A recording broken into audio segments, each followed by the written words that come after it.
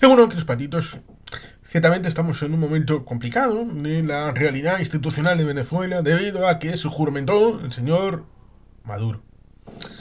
Se autoproclamó presidente, sin ningún tipo de justificación. Hemos hecho muchos vídeos, más ha hecho el compañero, amigo Xavier Grandío en su canal, el canal de Xavier. He participado en 4 programas en Belumartis, y están todos los que he participado yo en el canal de Xavier y en Belumartis están aquí y los tenéis disponibles desde el 28 de julio al presente. Hemos hecho también alguna intervención en F98, alguna de ellas está aquí, pero a partir de cierto tiempo parece lógico que si el que quiera ver F98, pues ahí está F98 con más de 7000 suscriptores, lo cual ciertamente ha sido un éxito de verano del 24 hacia el presente. Una explosión de éxito en el que participamos, tanto, por supuesto, Joan Jordi Aventín, como Mar Mateu, como un servidor, José Luis Uriz, Xavier Grandío, la última incorporación, tal vez, al grupo de F98 y algunos otros que también participan. Por lo tanto, la situación respecto de la reflexión de lo que sucedió antes, durante y después del día 28 de julio amerita ciertamente una pensada respecto de la situación en la que el régimen no ha salido. Miraflores sigue ocupado por Nicolás Maduro Moros. Al su lado está Diosdado Cabello. Y tenemos Padrino López como ministro de Defensa y los hermanos Rodríguez, tanto Delcy como vicepresidenta, y el señor Jorge Rodríguez como presidente de la Asamblea Nacional Bolivariana de Venezuela.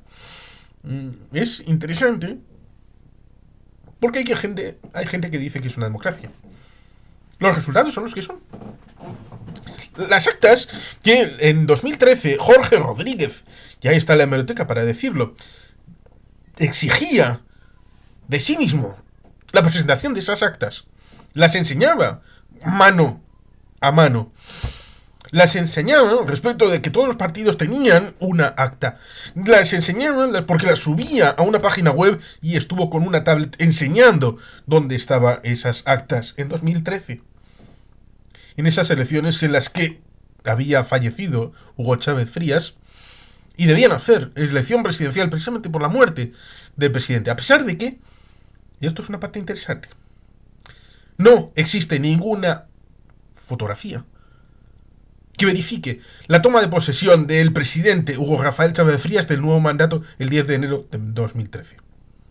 No existe ninguna prueba. Ninguna. Desafío a cualquiera que venga y ponga una prueba encima de la mesa verificable de la toma de posesión del 10 de enero de 2013 por parte de Hugo Rafael Chávez Frías. No de palabra. ¿De vídeo o de fotografía? De ese 10 de enero. Si la muerte de Hugo Rafael Chávez Frías sobrevenía antes del 10 de enero, entonces el heredero era Nicolás Maduro Moros. Pero, si se producía después, el heredero era Diosdado Cabello, como presidente de la Asamblea. Diosdado quería ser presidente, y no Nicolás. Pero Nicolás fue nombrado vicepresidente ejecutivo por Hugo Chávez en diciembre de 2012.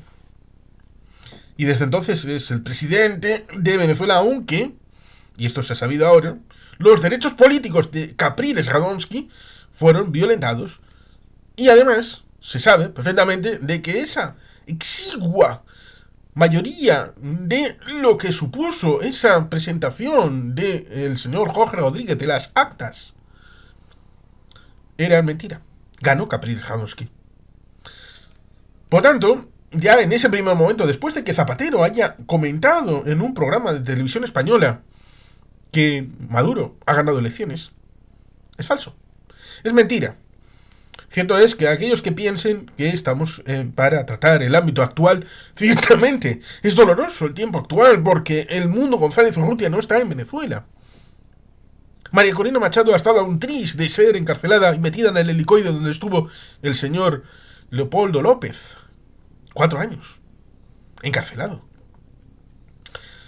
Una situación complicada, no solamente para esta gente, que sí, son los líderes. María Corina Machado estuvo votada por las primarias en el año 2023, 93%. Candidata, casi unánime, por parte de los opositores a la narcodictadura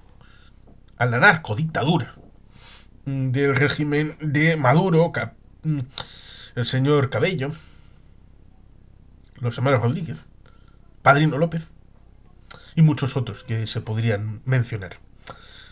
Cierto que esto es actualidad. Corina Lloris no fue candidata a pesar de que no tenía ninguna disposición de inhabilitación ni de incapacitación. Y luego acabó siendo Edmundo González Urrutia candidato a sus 75 años y habiendo sido diplomático desde los años 70, incluso embajador en Argentina del 98 al 2002, incluyendo un periodo de Hugo Rafael Chávez Frías, hasta su jubilación del ámbito del servicio diplomático. Pero, más allá del presente y el por ahora, lo cual un venezolano entenderá, y los interesados en historia también, por ahora, Edmundo no está en su despacho en Miraflores. Por ahora. Pero la historia está ahí. Y debemos entender cómo hemos llegado hasta aquí. Hay gente que dice, Guaidó es el auténtico presidente. Ya, y Jaime Lusinchi es el auténtico presidente, ¿no? Hay seguramente alguno que le gusta a Jaime Lusinchi. O Carlos Andrés Pérez. O Rafael Caldera. O Raúl Leoni.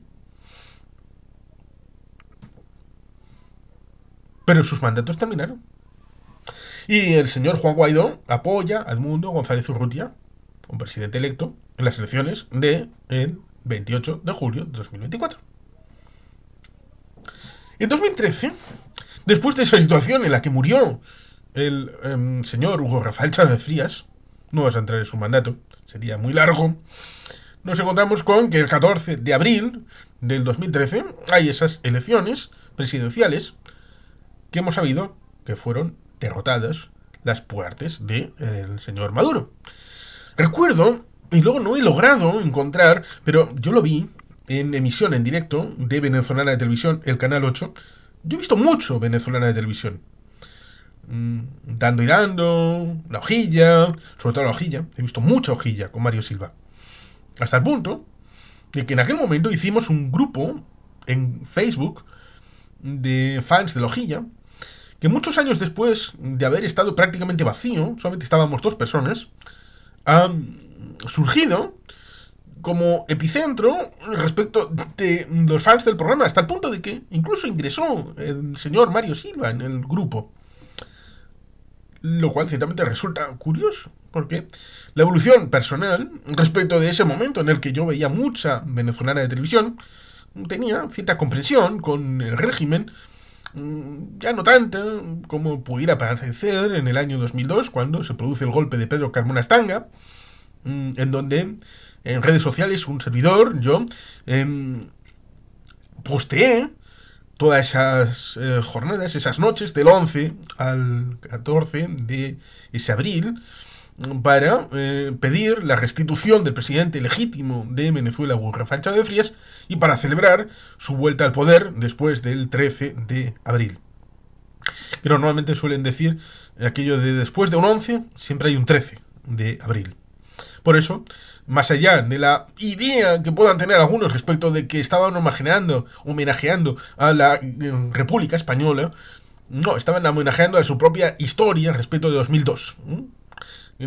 Y por tanto, esa situación respecto de la realidad de 11 años atrás en la propia Caracas, y respecto de Pedro Carmona y Hugo Rafael Chávez Frías, con la idea de que la banda de juramentación de Pedro Carmona Estanga se la hizo unos días antes en Madrid. Para esa idea de la culpa de todo está en Madrid, en Miami y algunas veces también en Bogotá. ¿Por qué? Pues porque está al lado. Pero ahora está Petro. Resulta curioso porque ahora la tríada de aquellos que han impedido la transición ordenada son Sheinbaum en México, Petro en Colombia y Lula en Brasil, por no tener ovarios de hacer lo que es correcto hacer. En el ámbito histórico tenemos esa situación en la que estaba diciendo, no ha ganado una elección presidencial nunca. En 2013, recuerdo ciertamente ese momento que estaba intentando relatar en Venezolana de Televisión, donde fueron a el lugar originario de Hugo Rafael Chávez Frías, a su estado, a su localidad, y a una casa que estaba justamente al lado de donde vivieron los Chávez, y con ojos llorosos, increpando a una familia, a una madre, a una señora venerable abuela, diciéndole que no ven ustedes que cerca hemos estado de perder, de haber perdido, y es muy significativo para lo que hemos vivido en 2024, mucho significativo. ¿No ven ustedes que en una elección burguesa hemos estado a punto de perder todos los beneficios de la revolución?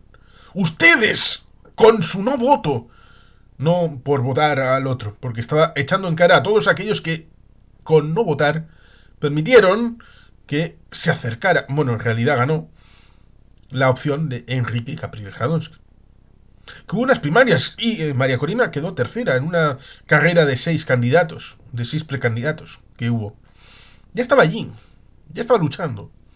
No ganando como ganó esas primarias de 2023, 10 años después, con el 93%, pero sí, ahí estaba, como miembro de la Asamblea de Venezuela. Y les echaban cara. Ustedes, que se han desencantado porque saben que Maduro no es Chávez, y no lo era, han dejado de votar. Y han dado la posibilidad de que esta otra gente, y vuelva a la cuarta, venga el fascismo, destruyan y privaticen todo. Y contra eso, la oposición, entonces oposición, tuvo una idea de hacer un vector respecto de una visión socialdemócrata, más cercana respecto de la lucha de un supuesto socialismo del siglo XXI, que en teoría acompasaba con populismo una visión que el señor Chávez en un momento dado, le escuché en Venezolana de Televisión, en un aló presidente, hablando de que su versión era parecida a la socialdemocracia nórdica y escandinava en Europa, y que eso casaba muy bien con la democracia, pero también con el ámbito del ritmo caribeño y todas aquellas situaciones que luego fueron derivando a partir del 2002, 3, 4, el 7, el 9, con aquella situación de la reforma, la corrección puntual de la Constitución para la reelección indefinida, que no sirvió para mucho porque en 2012-2013 fue el final efectivo de la vida del propio Hugo Rafael Chávez Frías, que era un líder carismático, precisamente por esa asunción de responsabilidad, cosa que no era tan común cara al pueblo, en el año 92 con el golpe de febrero, en aquel por ahora. Ahora podemos utilizarlo.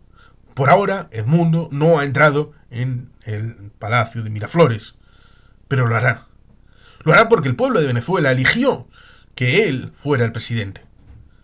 Una situación que evidentemente debe de respetarse, debe de honrarse con la realidad. Decía que no ha ganado Maduro en una elección nunca. En el 13 no ganó, ahora se ha sabido. Pero después, en el siguiente periodo, en 2018, tampoco ganó. ¿Y por qué no ganó? A pesar de que no había ningún elector competente para poder ser elegido en el ámbito de candidaturas opositoras. Porque él prohibió que pudieran presentarse candidatos con viabilidad en 2018. Por eso Juan Guaidó. Querido Iñaki, yo sé perfectamente por qué Juan Guaidó fue presidente encargado de la República Bolivariana de Venezuela. Y lo fue porque en 2015, en diciembre, ganaron la oposición, la Asamblea Nacional de Venezuela. Y en esa victoria, curiosamente, en el periodo transitorio entre la finalización del mandato de la fenecida Asamblea Nacional y la nueva, a pesar de que en nuestro ámbito occidental, especialmente en el ámbito europeo, especialmente en el Estado español, en el ámbito del Congreso y en el ámbito vasco también, tenemos la Diputación Permanente como un ínterin entre la finalización del mandato formal, a pesar de que la mayor parte de los diputados de las cámaras legislativas han perdido su responsabilidad, hay como un retén para casos de emergencia, por si pasa algo. Pero allí nos encontramos con el hecho de que funcionó exactamente, y funciona exactamente, la Cámara al completo, hasta la toma de posesión el 3 de enero de la nueva Cámara Legislativa. Esto pasa en buena medida como en Estados Unidos, a pesar de que en Estados Unidos, a diferencia de lo que sucedió en ese diciembre-enero 15-16, el llamado Congreso Pato Cojo no toma decisiones de calado por compromiso con la verdad, compromiso con los nuevos, con la situación respecto del propio distrito, que si les ha retirado a algunos el mandato, se sienten revocados para no tomar una decisión trascendente. En el caso venezolano, en ese final de mandato de la legislatura fenecida y ya terminada después de las elecciones y de conocido el resultado, que daba 2/3 a la oposición, tomaron decisiones de renovar el CNE, renovar el Tribunal Supremo de Justicia, renovar todas las instituciones jurídicas y electorales para prevenir cualquier toma de decisión que pudiera tener en competencia de ellos, de la Asamblea Nueva, a partir del mandato de 2016 a 2020. Posteriormente, intentaron retirar el mandato de determinados diputados, por ejemplo, del estado Amazonas, pero también de otros, para evitar que tuvieran ese cupo del 2/3. ¿Por qué es importante los 2/3? Porque la Asamblea con 2/3 puede cambiar la Constitución. ¿Qué hicieron? Les retiraron el agua, les retiraron la electricidad, les retiraron luego un montón de competencias hasta que finalmente, desde la justicia, acabaron el trabajo e hicieron el llamamiento para una asamblea constituyente. He mostrado unas cuantas veces el documento de la Constitución. Lo hice con Belumartis, con Francisco García Campa. Tengo un ejemplar de la Constitución bolivariana emitido a mi mano por la cónsul Rojas, precisamente ese 14 de abril de 2013, en el que posteriormente, un poquito después, fui a formalizar mi pésame por Hugo Rafael Chávez Frías al consulado que estaba en el Campo Volantín, al lado de Subisuni, y ya que estaba, a solicitar un ejemplar, y como solamente tenían los de la propia situación de la propia situación del consulado, me dio la cónsul el suyo propio, lo cual le agradezco infinitamente, y en donde esté, que ya no está entre nosotros, pues se lo agradezco. Ese día, esa mañana, yo estuve quedando el último para esta gestión, y pensé que, no siendo venezolano, todas las necesidades de los venezolanos que pudiera haber se cumplieran antes de poder ser yo atendido a través de estas dos peticiones, una de trasladar mi pésame y de si me podían dar un ejemplar de la Constitución. Y dentro de la Constitución hay muchos elementos que han sido violentados por parte del propio régimen, incluyendo esta situación, en la que una asamblea constituyente en teoría está para hacer una nueva constitución. Y de esa asamblea constituyente no salió ni una línea de constitución, ni siquiera una modificación de la constitución actual vigente. Nada, nada de nada sirvió para hacer una asamblea nacional en paralelo, achicando todos los poderes de la asamblea existente. Como a ese régimen de asamblea constituyente que dirigió Cabello, se estableció un sistema corporativo, y digo bien, corporativo, de estilo fascista italiano de los años 20, de hace un siglo, para la hora de la elección, votando por gremio. Si usted era periodista, tenía un voto en el gremio de periodistas para su cupo en la Asamblea Constituyente. Si usted tenía otro gremio o otra circunstancia, por lo tal, usted tenía voto múltiple en la Asamblea. Como ciudadano, por su gremio, esto es un elemento corporativo en el ámbito sistémico respecto de lo que supone la no democracia o democracia en estilos no democráticos, estilo fascista italiano. Esto es estudiable. Y como hubo gente, agrupaciones, partidos políticos que decidieron no participar de esta mofa respecto del sistema existente, que había supuesto tratar de desvirtuar la elección de la Asamblea de diciembre del 15, que estaba en manos de la oposición, fueron retirados del hecho de poder presentarse a la siguiente elección presidencial. Eso supuso que la elección presidencial de 2018, al final del mandato, 2012-2018, porque la elección no cuenta a partir de abril del 13, sino a partir de lo que había supuesto la elección del final del 12, esa elección en la que sí se presentó Hugo Rafael Chávez Frías, el final del sexenio, llevó a esa situación en la que un candidato sin contestación, porque han retirado a los candidatos de la oposición, se autojuramentó el 10 de enero de 2019. ¿Y qué pasó entonces? Que debido a la ilegitimidad respecto de lo que he comentado de esa elección de 2018 y el final del mandato, que ya es bastante el hecho de argumentar que se asumía que era un mandato constitucional, porque no se ha sabido hasta hace muy poquito que en realidad esa elección de 2013 realmente la ganó Capriles Radonski, a pesar de que Capriles dijo que había ganado, pero no se pudo presentar ninguna prueba en aquel momento. ¿Qué es lo que cambia ahora? En 2024 se pudo presentar la prueba, las actas, se pudo presentar todo, exactamente, y el régimen no pudo presentar nada. Más allá de su palabra, de somos el poder, somos la fuerza, somos la gloria, somos el pueblo, somos lo que tú quieras que somos. Pero no pueden demostrar que ganaron las elecciones. En 2018 se supone que tenía que juramentarse Maduro. Pero Maduro no era el presidente, porque no había una elección legítima. Y por tanto, como he dicho, a partir del día 10 de enero, si hay una ausencia de poder, lo dice la Constitución, asume interinamente el presidente de la Asamblea. ¿Quién era el presidente de la Asamblea?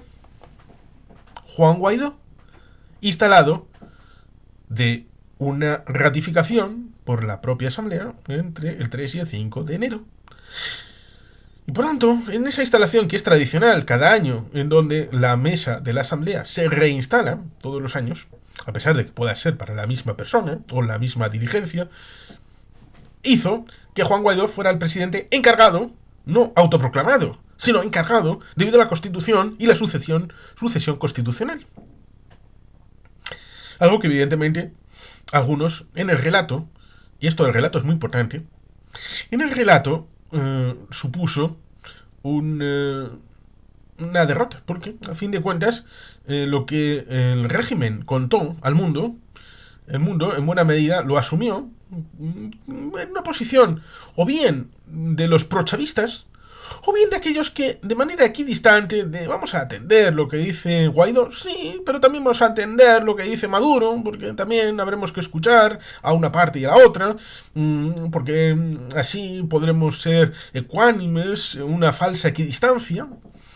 Y por eso, durante cierto tiempo, el presidente interino fue Juan Guaidó, el presidente encargado por parte de la situación del legislativo, a pesar de que, por ejemplo, en un país como Corea del Sur, cuando han hecho el impeachment contra el presidente, el que se encarga es el primer ministro, una figura que no existe en Venezuela, y por tanto tenemos un esquema de cosas muy parecido a lo que pudiera ser, ¿por qué no Estados Unidos en la sucesión constitucional? A pesar de que técnicamente allí el que sucede primero es el vicepresidente, pero en el caso de Venezuela no es así, sino en caso de que el presidente, porque en el caso de Estados Unidos hay elección directa al presidente y al vicepresidente.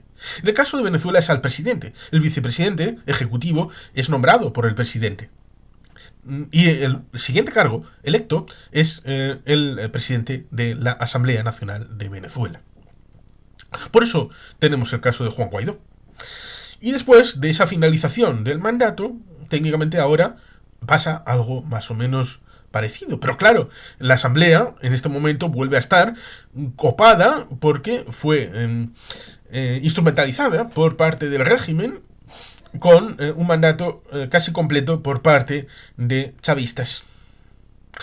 Y por eso ahí está Jorge Rodríguez, que evidentemente Jorge Rodríguez no le va a disputar el cargo a su compañero. ¿O sí? No se le va a convencer ciertamente de que el presidente legítimo, en este momento presidente interino, es Jorge Rodríguez por sucesión constitucional. Porque, en buena medida, la diferencia respecto de Juan Guaidó es que en este momento se ha podido presentar una candidatura, a pesar de que no fuera María Corina Machado, ni Corina Lloris, pero sí Edmundo, y Edmundo, según las actas, ganó la elección presidencial. Por tanto, ahí tenemos ese histórico y ese momento actual en el que nos encontramos, en donde la pregunta es, ¿y ahora qué? ¿Qué se puede hacer ahora? Claro, tenemos primero que dar ánimos a la gente de Venezuela de esa desconexión mental respecto del esquema mental del régimen. Puede ser una victoria el hecho de que haya muchos venezolanos libres del esquema mental y que hayan sido ya liberados internamente en su fuero personal. Pero claro, una democracia que merezca serlo, debido a que durante los años 60, 70, 80, el refugio de demócratas en todo el hemisferio occidental del ámbito latinoamericano era Venezuela. Aquellos que escapaban de Chile, de Argentina, de las dictaduras del Cono Sur y de otros lugares con complicaciones contra la vida democrática liberal, tenían una casa en Venezuela. Ahora Venezuela requiere de otros, de aquellos que en Argentina fueron refugiados en Venezuela, aquellos que desde Venezuela ayudaron a la recuperación del canal de Panamá.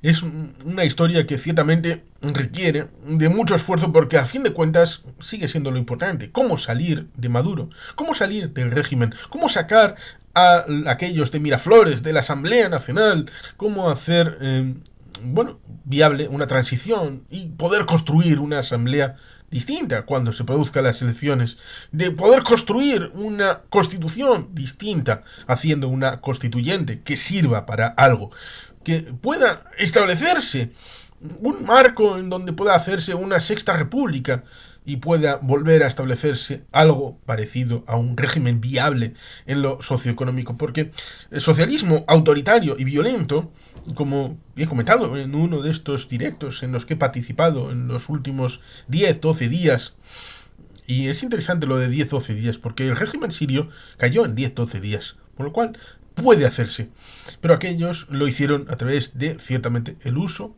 de la fuerza armada que implementó el HTS, y sobre todo teniendo en cuenta de que el régimen estaba viciado y vacío. La puerta se golpeó y el régimen cayó. Hay, como dice el señor Fonseca, el momento Alepo. El momento de la caída de Alepo, y luego también, no solamente Alepo, sino también la caída en cascada de las ciudades que estaban en el camino hacia Damasco. Por lo tanto, ¿hay trabajo? Sí, claro. ¿Hay tristeza? Por supuesto. La tristeza que ofrece la realidad de que Maduro siga estando en Miraflores, de que no se haya podido salir del régimen, porque lo importante no solamente es ganarles en las elecciones, sino hacer viable la transición ordenada, que no se apalanquen en el poder, que no retengan el poder, y esto es la parte complicada, y parece que de momento, como dije, por ahora, no se ha podido hacer del 28 de julio al momento actual. Ha pasado el día 10. Y esto debería de dar no solamente alas a la oposición, ahora es el chavismo la oposición. Si es el presidente constitucional Edmundo González Urrutia y vicepresidenta ejecutiva de este gobierno real existente de Venezuela, a pesar de que no esté al mando de los resortes del poder, como es María Corina Machado, tenemos ese reto tan importante. cómo sacar al narco-régimen de las estructuras de poder como el pueblo de Venezuela hizo. Es decir, hacer efectivo el cambio ordenado de poder, que es lo que el pueblo mandó en día 28 de julio. Porque no solamente es tener razón, sino también ser reconocido y ejercer el poder. ¿Cómo se hace esto? ¿De una manera pacífica y ordenada? ¿Se puede hacer? ¿Ha visto que no? Debemos confiar. Yo quiero confiar en María Corina Machado, en Edmundo González Urrutia, en el comando general de Contigo con Venezuela, de los comanditos, de todos estos que están sufriendo y han sufrido, no solamente desde el 28 de julio hasta el momento actual, represalias, sino aquellos que deben de evitar que se sigan haciendo represalias. Aquellos que tienen en el helicoide, el Tocorón y Tucuyito, la trinidad del mal, de un régimen que está destrozando la vida de los venezolanos, porque este socialismo autoritario y violento no es como el chino. El chino en buena medida da algo de socialización de beneficios por parte del régimen chino para una suerte de intercambio. Me das tu libertad, pero yo te doy bienestar. En este caso, olvídense. Los indicadores son peores en 2024 de los que eran en 1998. Peores. Por eso, la situación es dramática. Es horrible en el caso de Venezuela. En la narcodictadura depende de que le levanten las sanciones y que Estados Unidos, de Donald Trump, sea simpático y amable. Y que Estados Unidos, que se ha metido en asuntos a través de Donald Trump, que todavía no ha llegado, pero lo hará el día 20. Se mete en Groenlandia, se mete en Quebec, en el ámbito de Alberta, en el ámbito de Canadá, del Estado 51, a pesar de que si fuera un Estado 51, en realidad sería 10 más 3, 14 estados más a la hora de establecer provincias y territorios como un estado más. No sería 51, sino 14 estados más. Por lo tanto, se quedaría en 64, ¿no? 65 si incorporamos a Puerto Rico. ¿Por qué no? Ya metidos en faena. El tema del Canal de Panamá. Territorio incorporado como si fuera Guam. Bueno, tal vez. Tenemos Groenlandia. ¿Se incorporaría también como un estado? Oh, ya tenemos 66 estados en la Unión. Y México. ¿Hasta qué punto se va a meter en México? Claro, se mete en todos estos fregados, Canadá, México, Groenlandia, Panamá, pero no se mete con Nicaragua, con Cuba y con Venezuela para la democratización de todos estos ámbitos. Es una situación complicada, por lo tanto, compleja, porque cierto es, necesitan hacerlo ellos, necesitan hacerlo en Venezuela, pero necesitan el acompañamiento valiente, decidido, desde el exterior. Esa conjunción para retirar a Maduro y a sus corifeos, lo mismo que se ha subido la recompensa a 25 millones por parte de Diosdado y por parte de Maduro, si se les coge, y 15 millones para Padrino López. 25 millones eran los que daban por Osama Bin Laden. Esperemos no esperar tanto, a pesar de que fueron 9 años, desde el 2001 hasta el 2010, cuando falleció en aquella operación, con Obama de presidente, y tenemos ciertamente esa esperanza necesaria, pero debe operarse en datos. Como digo, hemos hecho vídeos, hemos hecho conversatorios, hemos tenido programas en el canal de Xavier y en Belu Martis, y seguramente seguiremos con este asunto. Y no nos movemos ni un ápice respecto de lo que se ha comentado en esos programas, de la necesidad, de la objetividad, de la búsqueda de una Venezuela mejor, de una Venezuela democrática, una Venezuela próspera, porque mimbres tiene, de una Venezuela que supere la indigencia, tanto moral como de materiales, que tiene ahora. Es un deber ser que está acompañado respecto de esa victoria el día 28. Pero hay que ejercerla, hay que cobrarla, hay que cumplir ese mandato popular con el cambio de régimen, con el cambio de gobierno, con el cambio de rumbo, que sea efectivo. que se pueda hacer una nueva forma de gobernar desde Miraflores.